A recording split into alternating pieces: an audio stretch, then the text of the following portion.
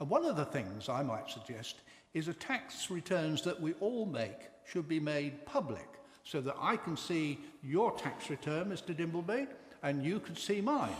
And this could obtain throughout the whole of the country, and we could look carefully at those people who are not paying what appears to be the right tax. And it may well be then that we can get in touch with the tax office man and say, would you be kind enough to investigate this person? It appears to me that they are paying too little tax.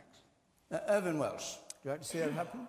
I mean, I think it's inevitable, and I think it's, you know, it's probably the tip of the iceberg, and everything that's happened over the last 30 years economically kind of seems to, would seem to kind of indicate that. I mean, it's such a strange thing when you look at what's actually happened and the response of the people involved.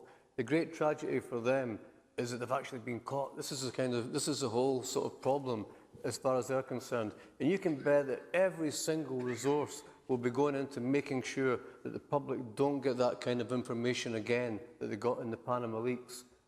So this is probably the last we'll hear of this thing for a while, but you can bet your boots it will continue to be going on. Have you ever been tempted to put your money in the Virgin Islands from Chicago, where you live now, or are you... Yeah, I mean, the Virgin Islands is too far away. I'd probably go for the Cayman Islands, David. And you've been tempted that way?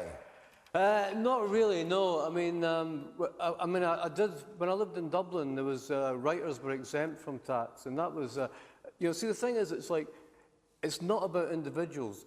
You can't, you know, if the system is set up for greed, if a system's encouraging people to act on greedy impulses, and, you know, human beings are complex characters. They're not only about greed, they're about all sorts of emotions.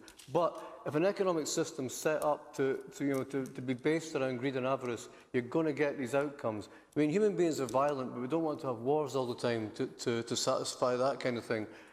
We have to have some kind of balance. We have to have some kind of controls on people's baser instincts. And right now, we don't have that in our global economic system. In Dublin? So you didn't pay taxes?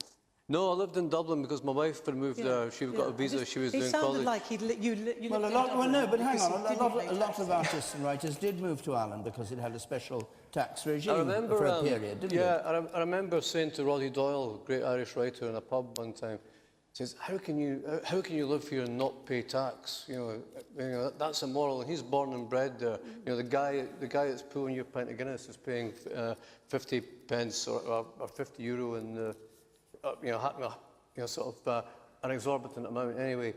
And there I was, when I moved to Dublin. I thought, well, every other writer here isn't paying tax, so I should do the same thing. You know, and you are.